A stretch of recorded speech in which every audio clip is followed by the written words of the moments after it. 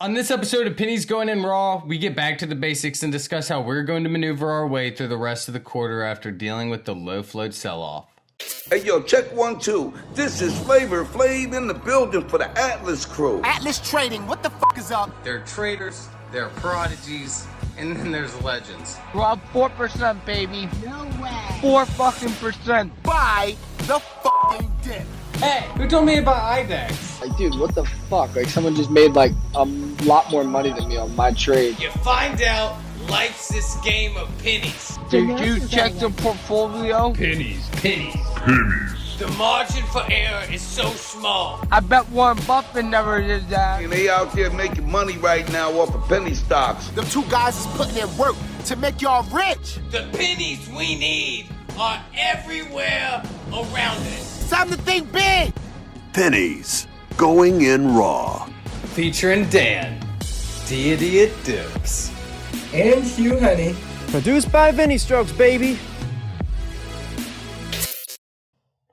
Welcome back to the Penny Stock Podcast presented by the Blazing Chronicle. Today is Monday, September the 7th, and we get to enjoy a 3-day weekend. And look, I know we promised an options podcast, so it's going to happen next Sunday. Hugh's going to take us through the ins and outs and options, but we felt like this is a very important topic as the big sell-off this past week was quite spooky. Yeah, exactly. We really did want to do the options podcast, but we felt like this was so important for everybody to hear because the last week and a half has been pretty rough on the market, especially Wednesday, Thursday, Friday of this week. Especially for penny stocks.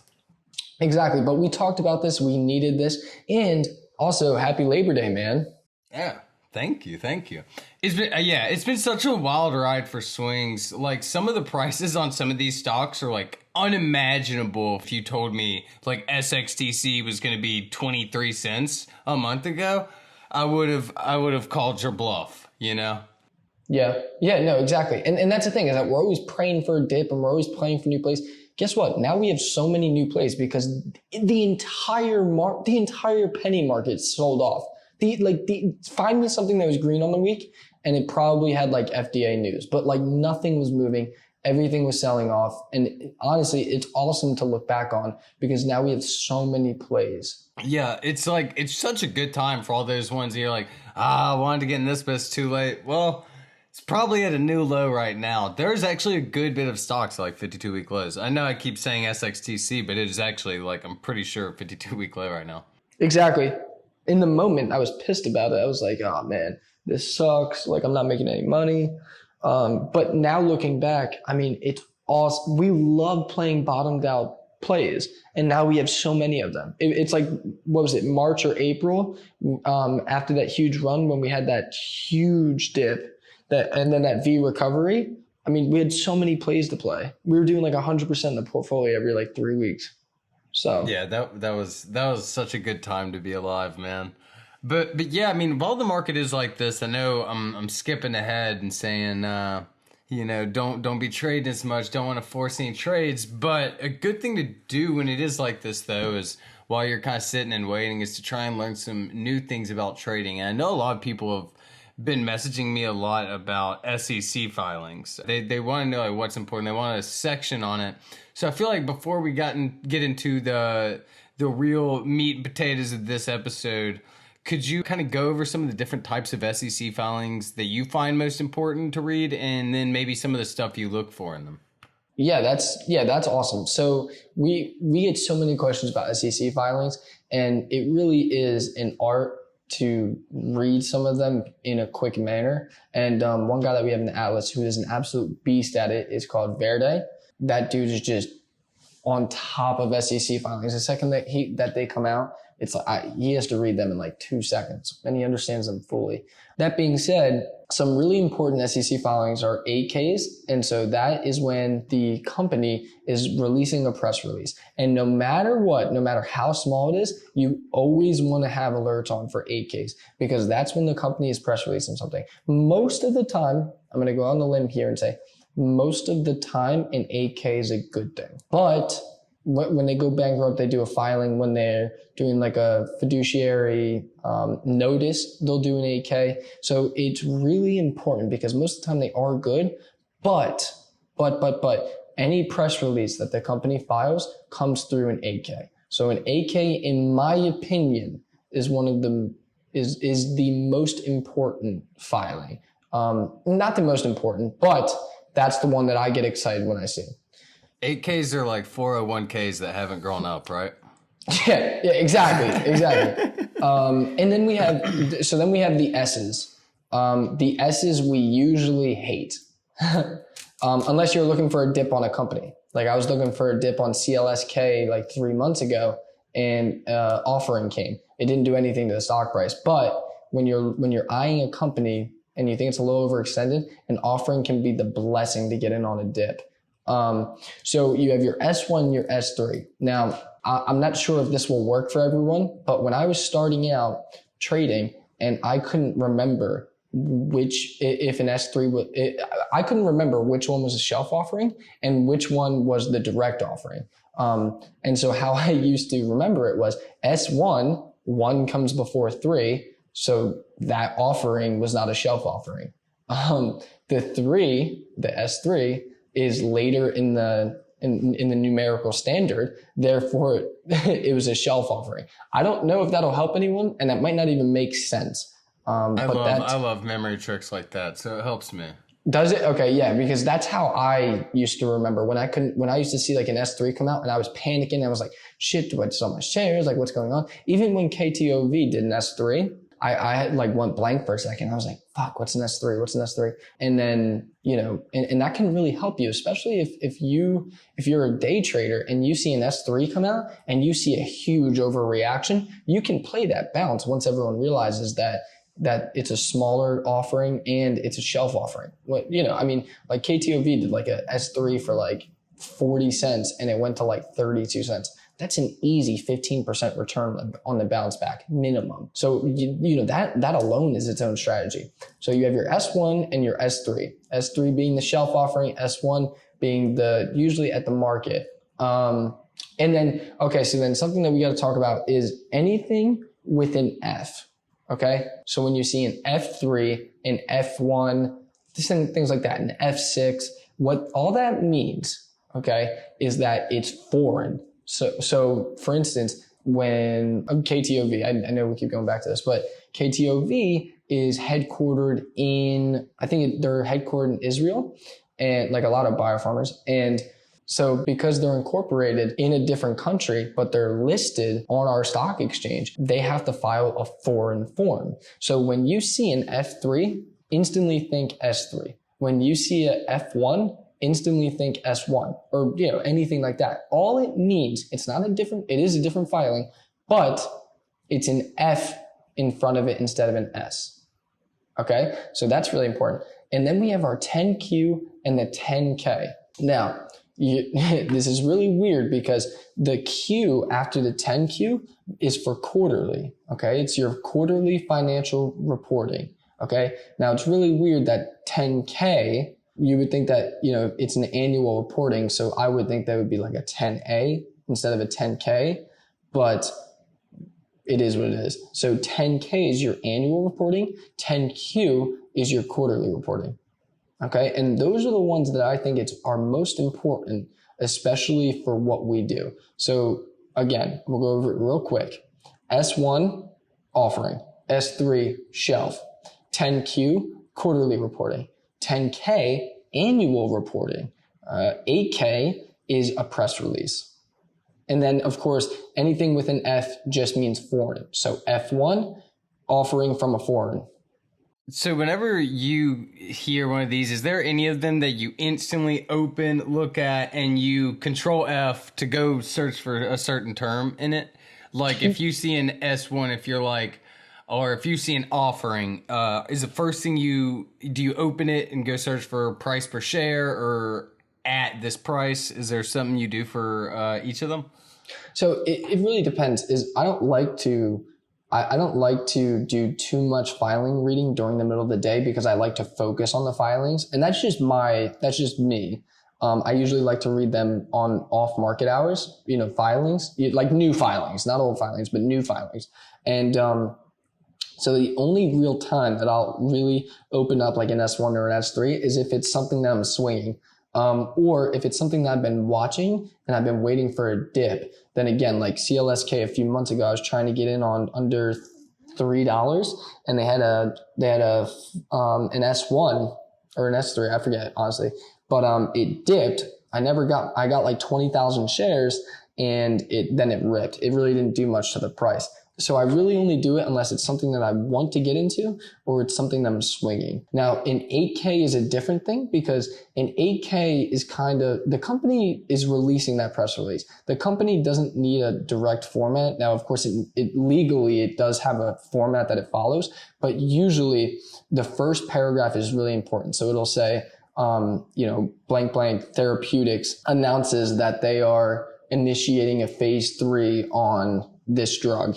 And then they'll go into it a little bit, and then there will be comments from the CEO. And so an 8K is really usually easy to read, because then you can say, okay, cool, they're initiating a phase 3. Let me go look into it. It doesn't mean I'm going to buy it now. But for instance, if they say that this is going to take 15 weeks, then in 13 weeks, I'll set a calendar notice, and in 13 weeks, I'll decide, okay, do I want to play the run up to the phase 3 data trial? Or do I want to hold through the data? Things like that. So I do like to read 8Ks fast, because usually they're not too long, because the company is just trying to get the information out. Okay, dude, I think that was really helpful. I think that sums up quite a lot of them. We can dive deeper into that on a later episode. But with that being said, it is Labor Day weekend.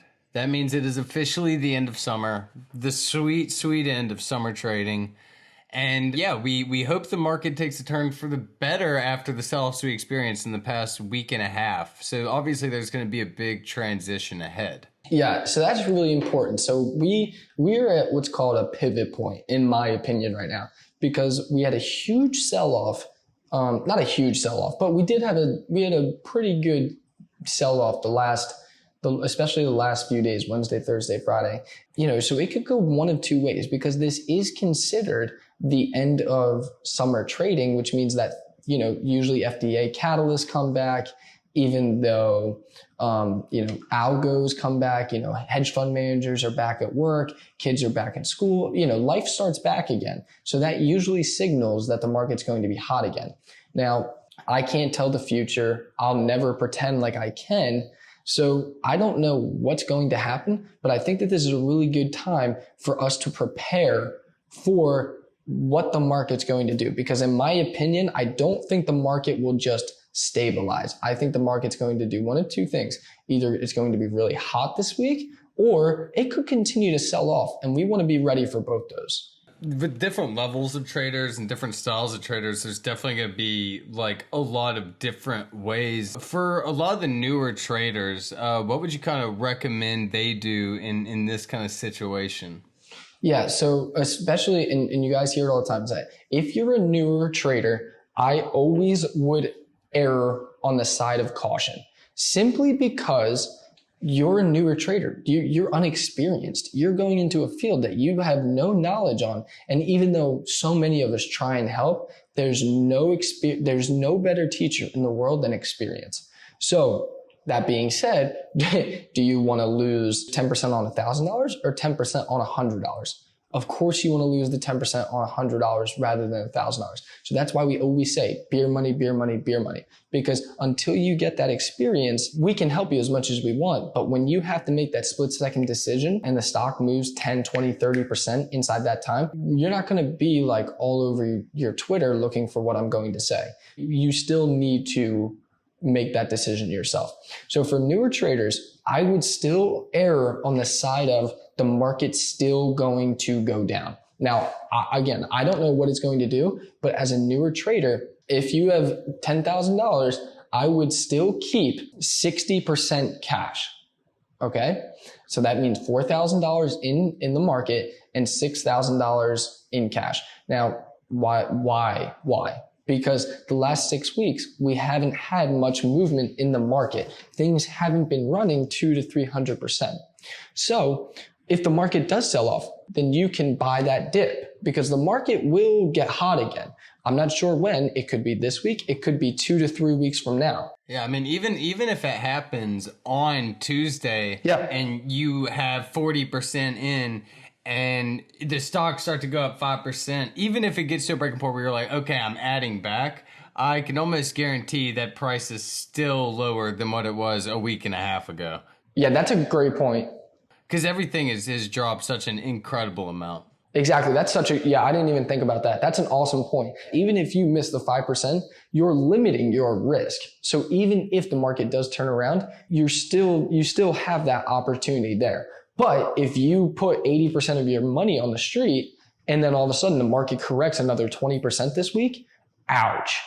Ouch. So I would always limit for new traders. I would always be more cautious than not and limit yourself. Yeah, and it has a lot to do with the whole mentality of it. If you're used to making $200 a day, know that maybe settling for that 100 is going to be better, because whenever you lose 200, it's going to be better to lose 100. I know that sounds so basic, but I mean, it really is just you're going to have to settle for smaller gains, knowing that you're going to be accepting smaller losses as well during a time where losses seem to be happening so much. Exactly. And here's the other thing is that say Tuesday's hot. Well, say the market goes up 4% on Tuesday. I mean, it could just simply be a bull trap. I mean, the market could just be a bull trap right now. It could be hot Tuesday, Wednesday, and then Thursday it tank. So as a newer trader, again, that's something that you probably won't be able to sniff out. So are you recommending maybe not as playing it as safe, but still playing it safe as in taking as much profits as possible still when this market does run up? Yeah, until we see a pattern, I like to say a pattern, until we see a good chunk of time to where the market gets hot again, I would play it safe. Which leads us into a great point. How do we know that the market's hot again? I think that that's really important because we do want to be ready. When the market comes hot again, we want to, start to put 70+% of cash on the street, and we want our money working for us as much as possible. So one really sign that I use personally is when I start to see the pre-market runners. If you're an Atlas, then you watch Ricky Bobby most days say, okay, today's going to be a good day. There was pre-market runners, or today was not going to be a good day. Be cautious. And he bases that he doesn't just pull that out of his ass. He pulls that out because of the pre-market runners. So when we start to see right now, say we have 100% gainer in pre-market based off of really good news. Something else might have FDA news and it doesn't do anything. When we start to see things like 2 or 3 or maybe even 4 stocks run over 100% in pre-market, that's a pretty good sign that the market is coming back again, because that means that algos are starting to chase up, that things are starting to run. Their sympathy plays start to hit as well. Exactly. Sympathy plays start to come back. Bottomed out plays start to run a little more. Yeah, sectors start, yeah. Exactly. Things that have been, getting beat down for the last 6 weeks are now all of a sudden starting to stabilize. And then maybe if they have an upcoming catalyst, we start to play that. So there's so many options. But a really good sign is when 2 or 3 stocks run during pre-market. And I'm not saying that if that happens Tuesday that the market's back, but we are after Labor Day, which is a good sign. And if things start to run maybe 3 days in a row where 3 stocks run over 100% in pre-market, that's a pretty good sign the market's getting hot again. And again, we don't know if it's going to be this week. We don't know if it's going to be next week. Hell, we don't even know if it'll wait till October. It's not controlled by us. We don't know, but we want to be ready for it, because in the same token, we could wake up on Tuesday and the market be down another 4%. Oh God. Yep. Circuit break me. But yeah, another thing, like besides just new traders, with the different styles of traders, with the swings and the day traders, what differences should you expect? Like with swing traders, when would you want to start adding more? Would you add in chunks? Would you add your old position size when you start to see these pre-market runners? Could you kind of touch on that? Yeah. So that's really important, because swing trading is we talked about it a few weeks ago, is that I like to think about it like the gas and the brake. Is that when you're driving, you're not just hitting, gas, brake. It's a constant, touch of the brake, touch of the gas, touch of the brake, touch of the gas. Deer runs out, brake. And so that's how I think about trading. It's not always, okay, I'm going to have 80% of my money on the market, and then all of a sudden the next day I'm only going to have 40%. That's not how it works. So when you're swing trading and you're trying to see if the market's coming back, okay, say that you have 50% of your cash on the street right now, and you think, say Tuesday the market's well, Wednesday the market's well, and now you're like, okay, I think the market's coming back. Well, instead of taking 50% that you have in cash and putting that all into new positions, instead, add a little bit to your new position on a dip. Or if you see that it's starting to create a new support higher, add a little bit there. Still take good positions and still be cautious. But if you have 3 or 4 positions and you only like to play 3 or 4 positions at a time, you can add a little bit to it. Add 10% to your position. But you have to still keep enough cash to where if the market sells off again, where you're not going to screw yourself or your portfolio. So I really think that kind of easing into it, to think about it like the first date. The first date, you're not going in for the kiss. The second date, maybe you... Well, go ahead. I was going to say pussy. Dude, I'm a gentleman. Please. But a third date, you ask her for marriage. You know what I mean? Yeah. Oh, dude, we're in the army now? Yeah. But so I think it's really important is that same thing like dating and stocks. The first date, okay, you go for... So you're not meeting this girl on Tinder. You're meeting her at church. Yeah, I am. Oh, dude, come on, dude. I'm a church usher. Come on, what am I, a schmook? So I think it's really important that you treat stocks in the same token is that, it's not all of a sudden, first date to marriage. No. Yeah. Whenever you add like these supports for your swings, if you notice these new supports form, if they break that support, are you selling your more recent ad for a small loss, or do you just hold what you had and just be, okay, thankfully I only added 10% and didn't go hard? Exactly. I don't sell because that's me, because I still believe in the play. But I still hold what I have, but understand, okay, I forfeited a little bit of my average, but I still believe in the play. So that's what I'm saying is that, it really depends. Is the market selling off way underneath your average? Okay, fine. Then you'll average down again. But because you only added 10%, you're not really screwing your average. Say you have 10,000 shares at 50 cents. If you add another 1,000 at 53 cents, or 57 cents. Okay, maybe that moves your average up to 51 or 50.75. So you're really not screwing yourself too bad, but you're easing into it. It's the same thing when we talked about, I think it was on the 3rd podcast, we talked about how do you start to scale up with a bigger portfolio? And remember we were talking about how as your portfolio grows 20%, make your starter 20% larger.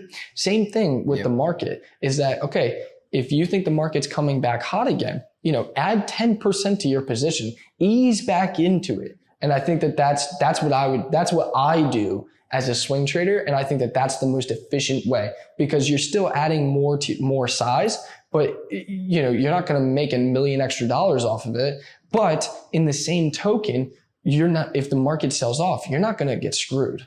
Okay, cool. So with that being like how the swing traders would do it, would you recommend anything for maybe the day traders or the specific options traders for this transition? Yeah, so I'll take this in 2 parts. First, I'll go day traders. Day traders in the same token, like we just talked about swing traders, is that right now we've been harping for the last 8 weeks, do not take a full position. Be super, super, super careful with what position sizes you choose and what plays you choose, things like that. And that's still true, okay? Now, day traders, because you take more positions than swing traders, you need to be extra cautious, okay?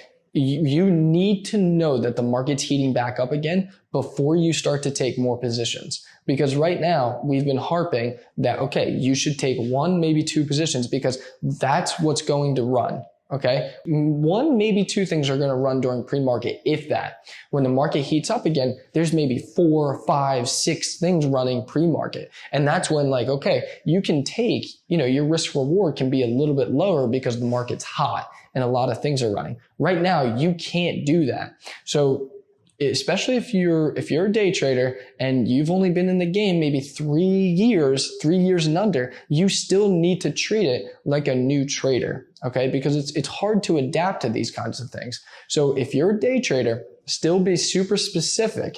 But if you start to see 3 to 4 things running in pre-market, then that's when you can loosen up the reins a little bit, and you can maybe take something where you're like, okay, this could catch and be really good, or this might not catch.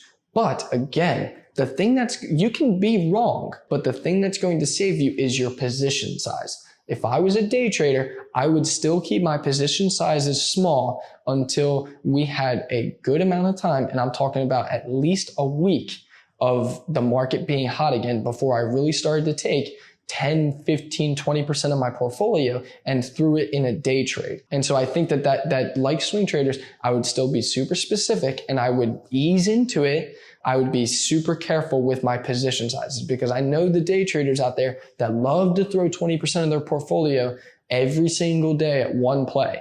And if that's your strategy, that's fine. But you don't want to do that until you're sure the market's hot again. And then last but not least, those sweet option traders. Yeah. And so the option traders. Now, I don't even know. This market has been an anomaly for option traders especially. Yeah, dude, how does it feel knowing that if you would have just put your whole portfolio in SPY in August, you would have been up like 10%? Yeah, that's just absurd. And so the volatility, okay, so usually the volatility does go to large caps and options when small caps are really, during the summer, when small caps are selling off and stuff. And especially right now with all the reverse splits and Tesla and Apple holding the market up and making the market run, that has never been more true. The volatility has been like 100 on Tesla options until like December. So that's just absurd. That's absurd. It's August and options are trading at 100 vol for December expiration. That's just absurd. With Tesla, I think you said they were added to the S&P 500 and you wanted to bet me like $1 million. I did. Thank God we didn't do that. Thank God we didn't do that. I have a different opinion on that. I wish I did take it. Yeah, I know. I was actually shocked because I thought that it was going to be a drop in the bucket. Now, actually, we should talk about that, is that I'll be looking more short side on Tesla on Monday. What he means is he was wrong. I was wrong. I was wrong. I was wrong big time. How's that feel to say? Dude, I'm fine with a lot admitting of weight my off loss. Your shoulders. Yeah, dude, so much. I feel so much lighter.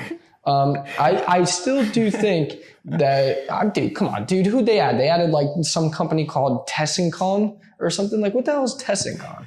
Whatever. They probably meant to add Tesla, and they were like, Tess. Some intern was writing Tesla and spelled it wrong. Dude, imagine like you like that would greatly affect the economy, and it's like some intern's responsibility. Yeah, exactly. Like, hey man, just add Tesla. He's like, got it, boss.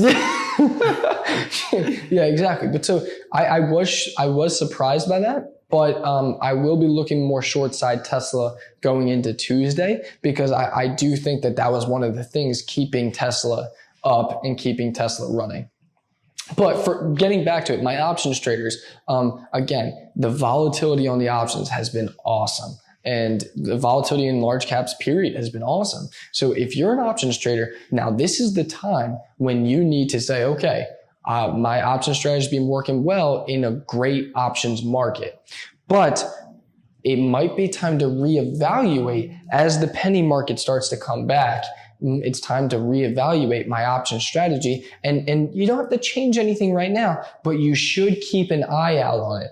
Especially if you really start to see the vol changing in, later options. So like we were saying, is that the vol is trading at 100 for December Tesla options. When that starts to lower, that should be a good indication that the volume overall in the options market is coming down a little bit. And also now that like it kind of seems like Tesla's bubble might be burst, and now that everyone's done with the whole reverse split, it might be time to just play with a little bit of caution. And just a side note, any idiot that tells you that options are easy, he's fundamentally stupid. Or maybe he's just so smart that they're easy for him. You're right. What was it? What would his message say? If you think it's going to go up, buy a call. If you think it's going to go down, buy a put. Yeah, to a certain degree. There's only you got 50-50 chance. I mean, come on. So just to wrap that up, basically what I'm trying to say is that don't believe some schmook that tells you that options are easy. And we'll go into it a lot more detail next week. I can get really passionate about options. I do get really passionate about options, but I don't want anybody to lose their accounts, and so many accounts blow up. There's like a statistic out there that 93% of options expire worthless, or 90%. And I don't want you guys to be that person. So we'll go into it in much more detail. If you want to try it this week because you've been seeing huge gains, that's fine. Just please, please, please go in with beer money, like 0.5% of your account. And that's really what I'm trying to say. Yeah, I mean, people see the big rewards from it, but you also have to take into account the big risk that comes with it too. You always hear about people blowing up their account with options. You hear about so many people blowing up their account, but you hear a lot about blowing them up with options. So yeah, we plan to drop a real good one for you guys next week on that. But to kind of wrap this up, after we've kind of figured out how we're going to transition to the midst and the end of the quarter, we do have some big swing updates. Big moves are made by two of our stocks, EVFM and AVGR. One a lot better than the other. Do you want to start with the good or the bad? We can start with EVFM. So the good. Yeah, so EVFM has their launch on Tuesday. Let me just confirm it. It is Tuesday. Real exciting stuff. So just to be clear, my plan with EVFM is that I talked to the Morgan Stanley guy. He does think that it'll take that his price target is still around the 13 range, which is double digits, obviously. But he does think it'll take a little bit longer. So my plan for the short term is going to be I didn't like that random sell-off on Friday. Was it Friday that random sell-off was? Yeah, on Friday. So it opened the week around 320, and every day, it popped to around 340. And then the next day it opened at 320 on Tuesday, and then it closed at around the same price. And then on Wednesdays when it really started hitting, it started hitting around that 345 and started easing up. But Thursdays when it really hit the 365 and really started testing some new highs for these recent times. But yeah, Friday when everything was selling off earlier in the day, it did dip into the 328 range. And I actually got a good bit down there, and it recovered pretty nicely and closed around the 350. Yeah, exactly. So I really didn't like that little sell-off, even though it was because of the market and things like that. I just didn't like it. So my plan going into Tuesday is going to be to have a stop loss around the 340 range, just in case, because there are hedge funds that do short biopharma product launches, and that's what this is. And even though the risk to reward is really good here, I don't want to get stupid. If the entire market's coming down, we talk a lot about that, risk to reward. But sometimes, trades just don't fucking work. So even though I wanted $5 on it, I'm not going to sit here and be super stubborn about it. So if it opens up and it starts to tank or it starts to really slip inside, I think we're up 25% right now or something, or 27%. I'll take my 27% and say, screw it. So I'm not going to be stubborn on this one. I will, however, though, because basically every analyst that I talk to loves this company, but not right now. They like the company for a month, 2 months, 3 months out towards the end of the year. So my plan is really to add some inside my Roth IRA for the long term. And like I said, for the short term, I still would like over 4. We saw a lot of profit takers around the 386 range last week. And I still think that if we could break that range again, then we could definitely see a 4. But that being said, if the market starts to tank and the biopharma sector goes with it, I'm not going to be super stubborn. I'll take my 25% and be done with it. So I think with EVFM, that's my plan, is that I'd like to see over 4 going into Tuesday and the rest of the week. I would like to see the FEXI product launch be a, kind of like a catapult or the rocket fuel that it needs. But again, if the market starts to sell off, I'm not going to be freaking petty and I'm not going to be stubborn. I'll take my 25% and we'll find a new one. Wow, you're going to let the evil bears in shorts win? Yeah, I know. Coward. I know. And listen, guys, like I really do. I really do like to be stubborn on my trades. I mean, you guys know that, like, I trust my DD to the freaking ends of the earth, but sometimes the market conditions aren't right, and sometimes it just doesn't work out. And to be honest, I'll take 25. What hedge fund manager wouldn't take a 25% trade? So I'm not going to give up 25%, even though I wanted 100%. I'm not going to give up my 25% hoping for the 100%. That's how I feel. Yeah, it can't be greedy all the time. Sometimes you got to be like Hugh and sell for even Hugh will sell for pennies, as you can see. Okay, so on the other side, we had AVGR open the week around 50 cents. It had the offering last week at I think 47. It dipped all the way down to, it had steady decline just about every day, and on Thursday it decided it would go from 46 cents to 38 cents and close around the 42 mark, and it's kind of consolidated in between the 40 and 42. You told us last week in the midweek podcast you were going to give us the update on what we should do, and I'm all damn ears. Yeah, so AVGR is back to where it was from the first offering. Remember that first big offering? When we added up around 42. Yep. Exactly. So it's back there. So I love our risk to reward. And Tuesday into Wednesday, if it's here, I'm going to triple up my position. Now, that being said, it's not a massive position for me. Even if I triple, it won't be a massive position because, again, for the last 6 weeks, we've been in more protect capital mode than growth mode. So although I love our risk to reward here, I think the FDA window is around the mid-September mark. I think I saw estimates from the 14th to the 21st. I can confirm that later, but I like where our FDA window is. I love our risk to reward. And the other thing is that, and I saw a lot of questions on this. So first off, what's a 510K? A 510K, instead of like being a phase 3 or phase 2. That's like a 401k that's like slightly older. Yeah, exactly. It's the big brother. Oh, okay. I love this family. Yeah. So the 510K is when a company, instead of doing a drug, it's a product. So a 510K is when they're trying to get an FDA approved product. And then on top of that, what their AVGR specifically is trying to do is that they're not trying to just get a product. They're just trying to upgrade the current product that they have. So to me, I feel like, one, the risk to reward down here is really freaking good because this is where it was during the first offering. And then on top of that, I think that, one, a 510K, I think has a 60% chance of being approved, where a phase 3 has like, or to make it all the way through a phase 3 has like a 17% chance. So already right there, we have better chances. And then on top of that, it's not like they're bringing a new product to market. All they're doing is upgrading their product. So it's like you guys ever see like the My Mr. Pillow commercials? It's like the My Mr. Pillow 1000. It's just an upgrade. It's the same technology, just an upgrade. So that's why, like I said, I love our risk to reward. If it doesn't skyrocket Tuesday pre-market or Wednesday pre-market on dips, I'll be tripling my position.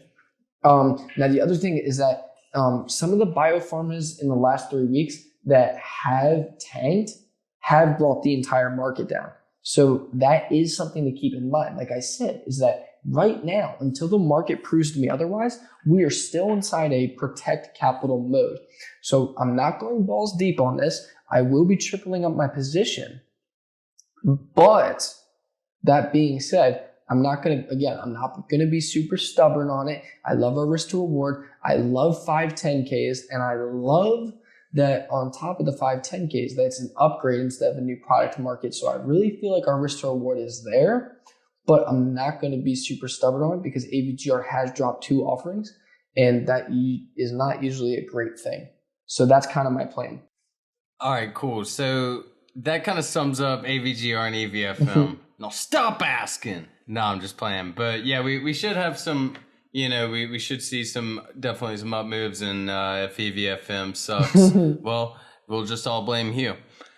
That's about it for those two, and I'm still holding a bunch, and we'll see where that goes. So, dude, speaking about EVFM and AVGR, EVFM is a contraceptive. Those are helpful. You had a big Tinder date last night, huh? It was last night. I announced it to everyone on Twitter that no, soon to be after I steal her ass. It's your sister. Okay.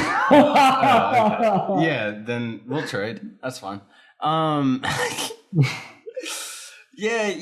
went on a little adventure with someone of the opposite gender, and we had a good time. Did you pay for dinner? Drinks. We explored the town. We wore masks. Did you pay for drinks? We didn't eat dinner. We just got drinks. I actually did. And there was like a barcade, and we played a shooting game, and it was a Walking Dead game. I defended her. So, naturally. Wow, what a gentleman. Well, yeah. Paid for drinks and then defended her. Yeah, our scores were 108 to 16. I killed so many more zombies than her.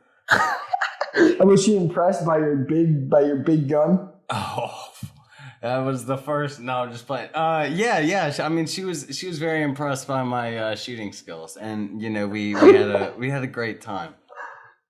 Wow. So will we see her again? That's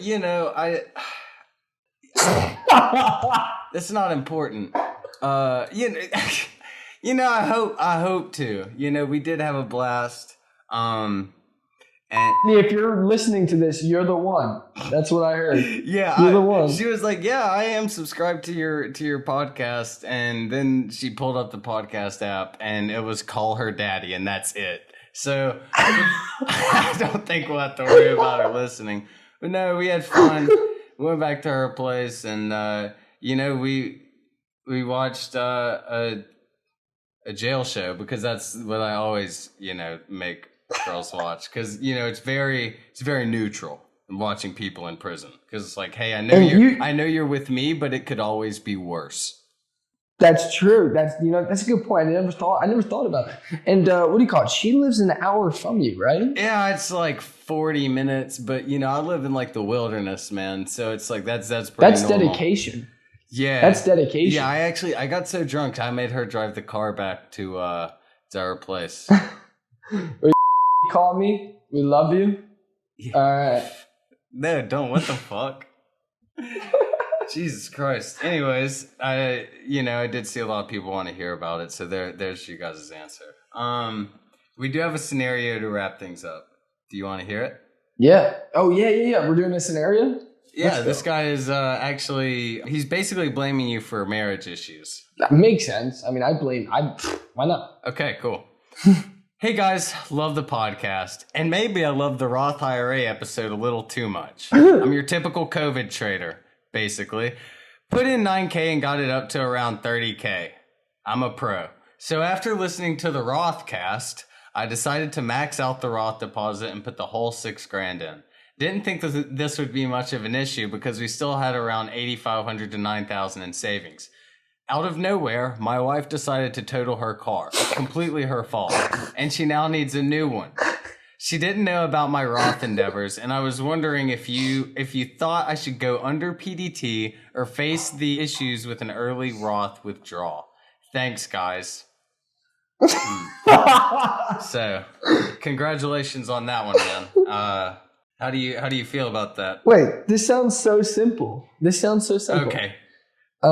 Wait, so they have $8,500 in savings, right? Yeah, no, just tell your wife to get a shitty fucking 2004 Honda. No, I don't think the answer is that simple. I was thinking like a 97 Honda Civic. Like a 97 Honda Civic. What's wrong with that? Well, since you made so much in your trading adventure, you could either break the world record for being the person to withdraw or your Roth deposit. The fastest? The fastest ever, yeah. Or you could take a little bit of your 21 grand that you've made and do it that way, and you'd still have your Roth. Listen. Whoa. Okay. Listen, I really don't think it's smart to take out of your Roth.